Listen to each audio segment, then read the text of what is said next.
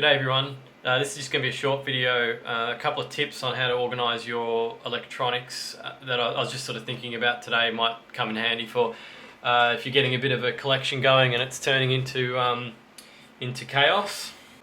First thing is what to actually store them in. I used to use these little plastic containers that you can put your this particular size is really good for transistors. It's pretty much the perfect size. As I put one in. Yeah, you can fit a whole stack of them in there, but I mean there's so many different transistors and this has only got sort of 10 compartments, so it can kind of get a bit, you're going to need like 10 of them, so it takes up a bit of room. So if you've got bulk transistors, I usually put them in this type of plastic container, and they're pretty cheap to get. They're only a couple of dollars. I used to use 2 of these to put all my resistors and capacitors in, but they take up a bit too much room, so now I've actually got them all stored in here, and I pretty much fit all of 2 lots of that into one of these, which is better use of space. But one thing that annoys me about this cabinet is if you've got like there's a perfect example, you can see you try and pull it out and it gets stuck, and you've got to go in from the back and push it down.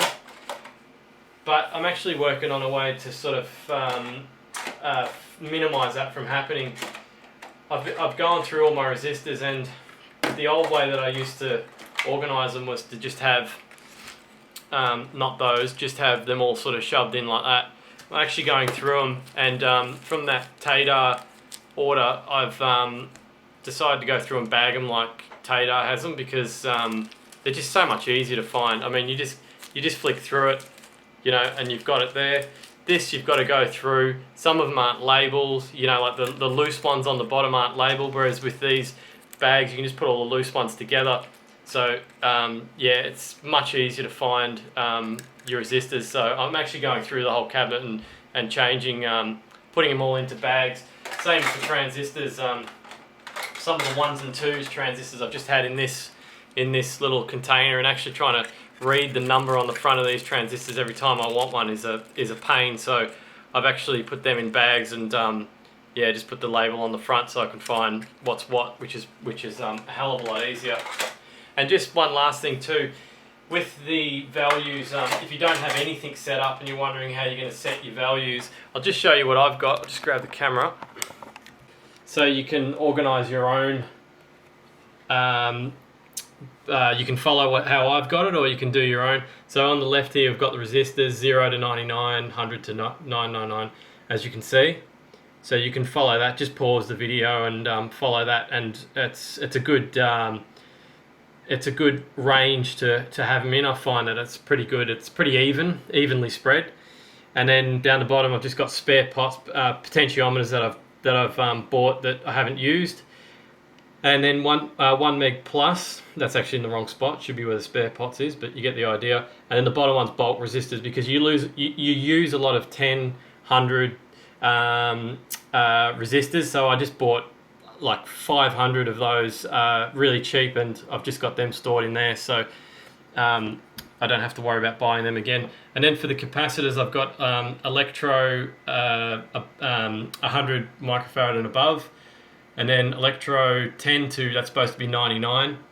And then electro under 10. And then green cap with the prefix 4, 3, 2 or less. And then ceramic at the bottom. So those when you're looking for a green cap, I found that's the easiest way to find them with the prefix. You can just sort of work it out on the value, and you'll know what the prefix is, and then it should be in the right drawer that way. And then I've just got some bits and pieces, IC sockets, toggle switches, diodes. They're all the LEDs. I bought the bulk lot of LEDs, and I've got green, orange, white, red, etc. And yeah, just that's pretty much all the hardware below is all in there. And then I've just got some bits and pieces in the bottom tray here, which never opens first go. Like I was saying before, it can get a bit annoying. So yeah, that's just some of the ways that I organise my components, and yeah, I'm just going through. I just thought it would be interesting to show you how I'm reorganising the resistors, because that's always been a very annoying zone of my component cabinet thing here. So have fun organising your stuff, and thanks for watching.